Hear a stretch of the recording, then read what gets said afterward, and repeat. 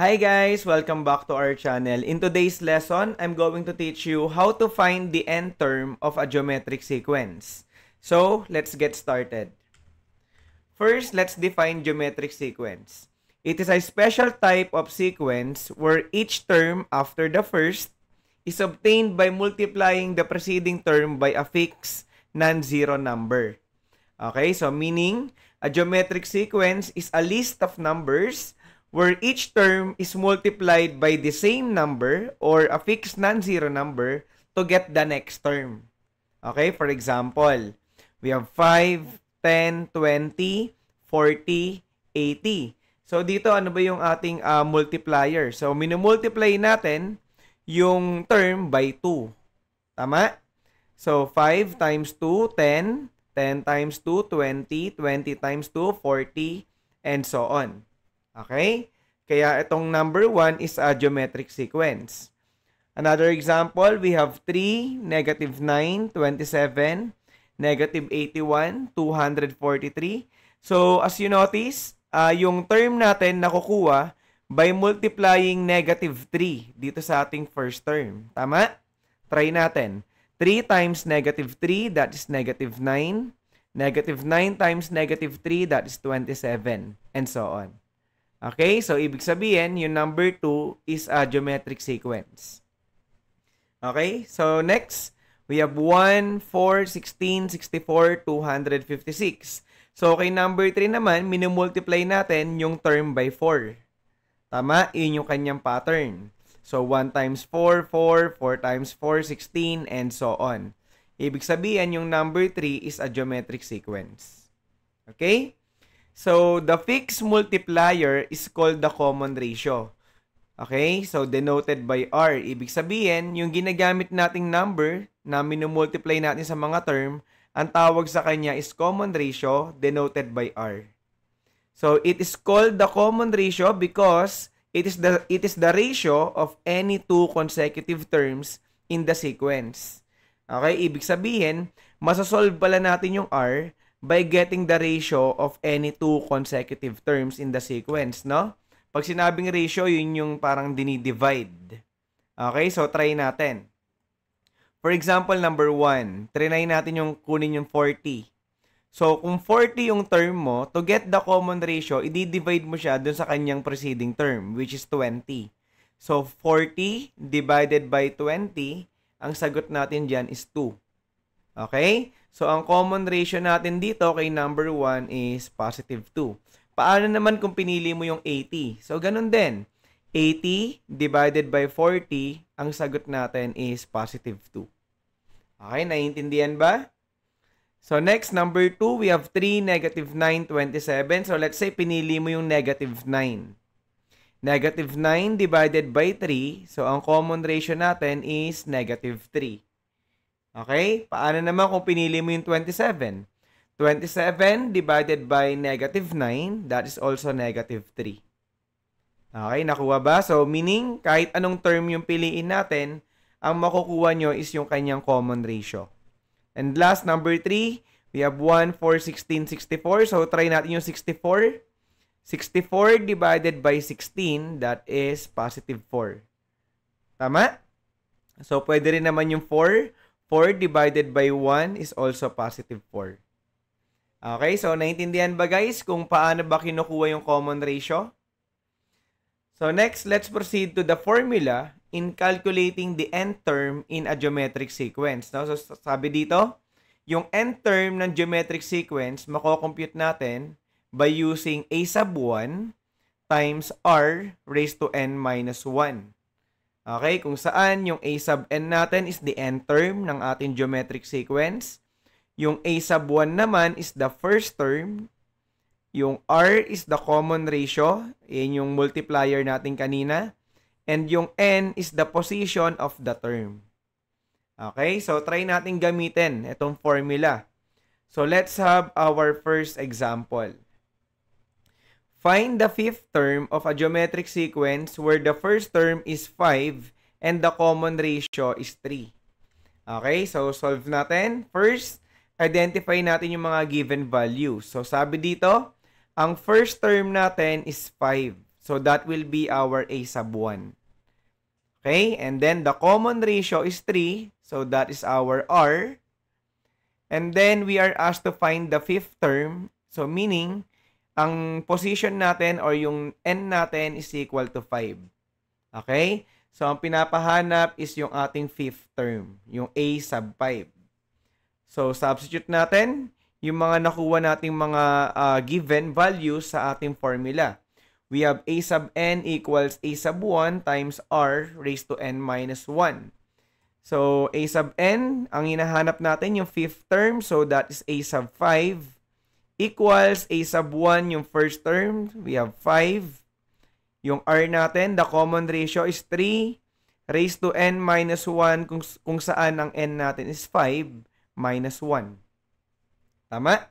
So, simplify natin to guys. So, 5 minus 1, we have 4. So, PEMDAS tayo. Uunahin natin yung may exponent. Okay? 3 raised to 4, that's 3 times 3 times 3 times 3. We have 81. And then 81 times 5, that is 405. Okay? So, therefore, 405 is the value of the fifth term in our geometric sequence. Okay? Yung pang-5 sa ating sequence is 405. Naintindihan ba? So, let's have another example. Number 2. Find the 10th term of the geometric sequence 4, 12, 36. Okay? So, dito guys, pinapahanap yung pang-10 term dito sa ating geometric sequence. Okay? So, again, let's identify the given values. Una, we have positive 4. Ito yung ating first value. That is our a sub 1. Okay, yung first term. Then, ang common ratio natin, we have 3. Paano ba nakuha yung 3 na yan? So, again, i-divide lang natin any term by its preceding term. So, that is 12 divided by 4. Ang sagot natin doon, 3. Kung 36 naman ang pinili mo, 36 divided by 12, that is also 3. Okay, yan yung ating common ratio. So, ang value ng n natin, yung position natin is 10 since ang pinapahanap is the 10th term. Okay? So, a sub 10, yan yung unknown. So, try natin. Step 2. So, let's substitute the values to the formula. So, we have the same formula kagaya nung sa 1. So, input lang natin. A sub n. So, ang pinapahanap is a sub 10 equals a sub 1, that is positive 4. R is the common ratio, which is 3. Then, n, yun naman yung position, which is 10 minus 1. Okay, so subtract natin to. 10 minus 1, that is 9. PEMDAS, unahin mo yung 3 raised to 9. Okay, so 3 raised to 9, that is 19,683. And then, times 4, ang sagot natin is 78,732. So, therefore, 78,732 is the value of the 10th term in the geometric sequence.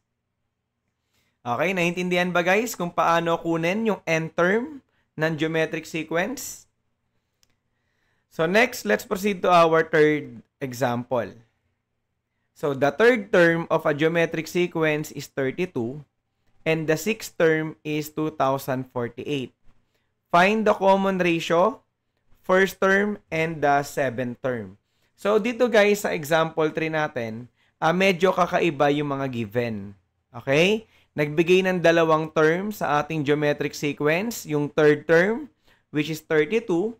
Yung sixth term naman is 2048. Okay? So, ang pinapahanap dito is yung common ratio, yung R, yung ating first term or yung a sub 1, and syempre, yung seventh term.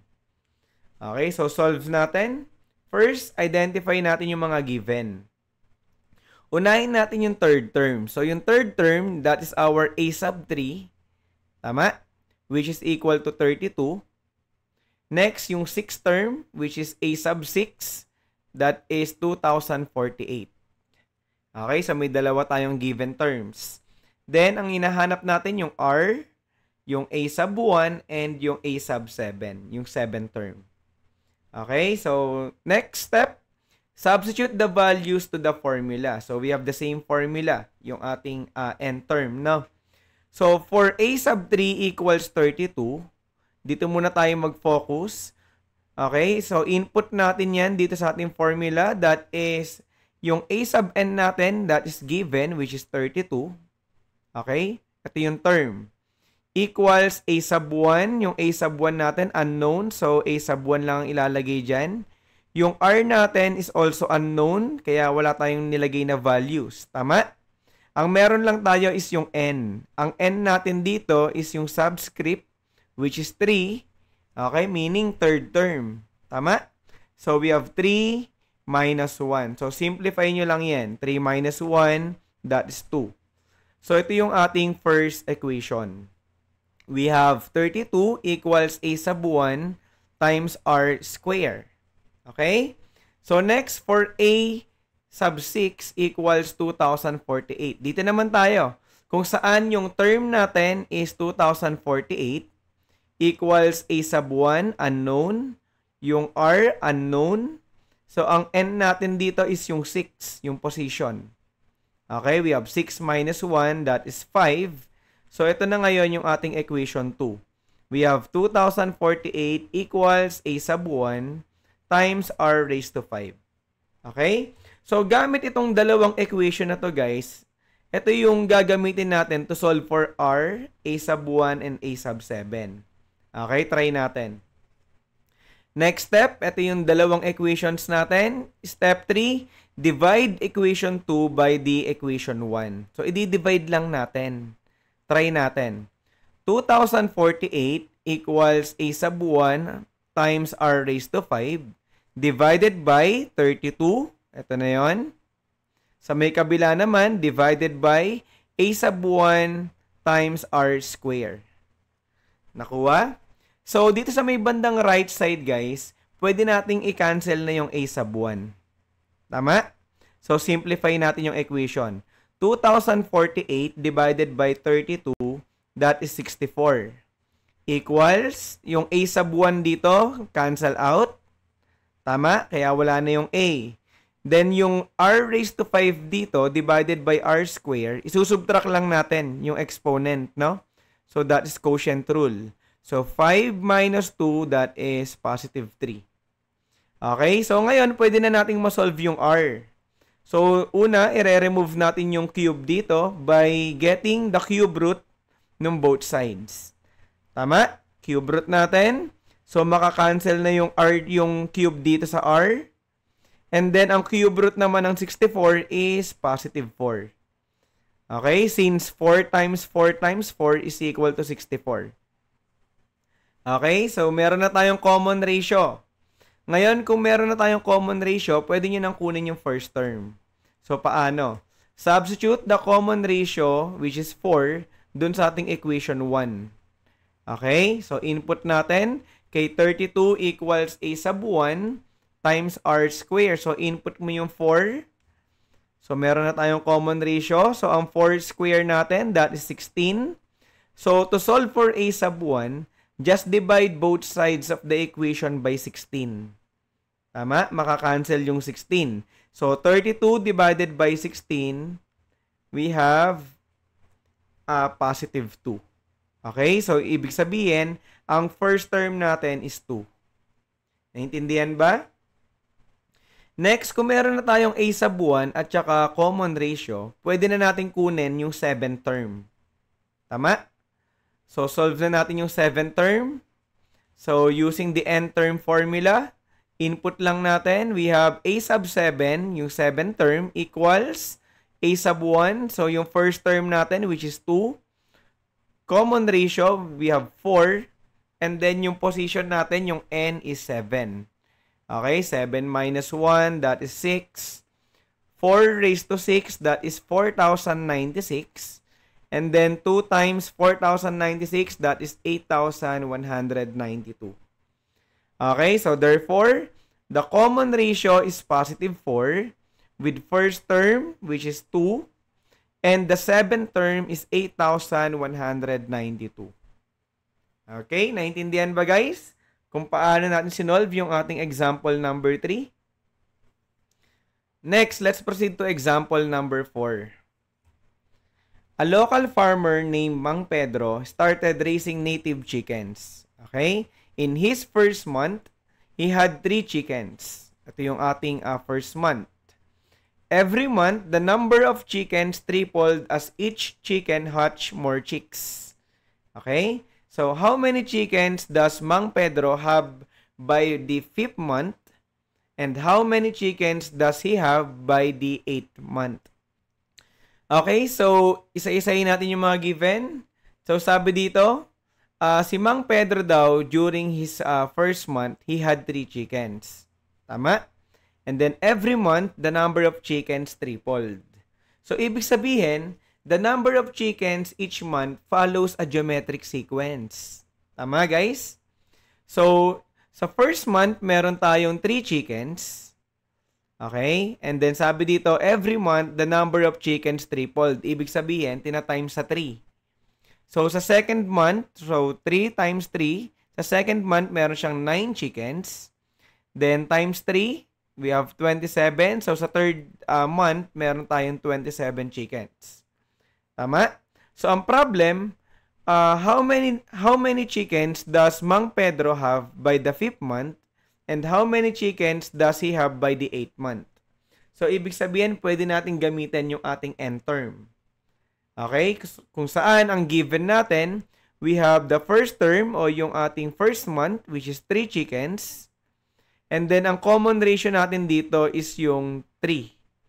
Okay? Since sabi dito, the number of chickens tripled. Tama? So, ang multiplier natin is 3. Okay? So, solve natin yung number of chickens sa 5th month. So, first, ang n natin dito is 5 since ang pinapakuha is yung 5th month natin.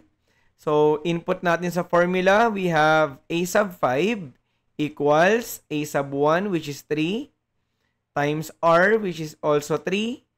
And then, ang n natin is 5 minus 1. So, simplify natin. 5 minus 1, that is positive 4. So, 3 raised to 4, guys, this is 81. Then, times 3, ang a sub 5 natin is equal to 243 chickens. So, ibig sabihin, sa 5th month, si Mang Pedro, meron daw siyang 243 chickens. Okay, naintindihan ba? Next, try natin yung 8th month. So, kung saan yung n is equal to 8. So, input natin sa formula, a sub n. So, that is a sub 8 equals yung first term, which is 3, times r, which is also 3, raised to n minus 1. So, kung saan yung n natin is 8. Okay, so simplify natin. 8 minus 1, that is 7. And then 3 raised to 7, that is 2,187. Then times 3, that is 6,561. So therefore, sa 8th month, si Mang Pedro is meron siyang 6,561 chickens. Okay, naintindihan ba? And that's it for our lesson today. I hope you were able to understand the topic. So if you have any questions or clarifications, feel free to drop a comment below. So thank you guys for watching. This is Prof. D. See you on the flip side. Bye!